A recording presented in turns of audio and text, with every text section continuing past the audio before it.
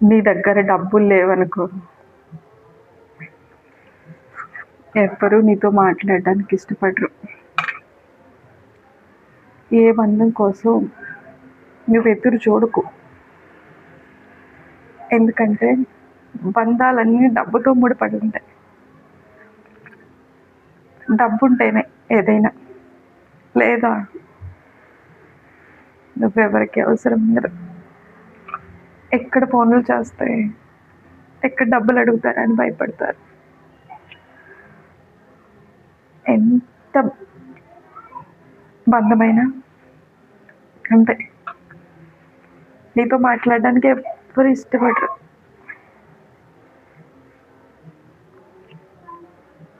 గుర్తుపెట్టుకోండి, డబ్బులు ఉన్నంత వరకే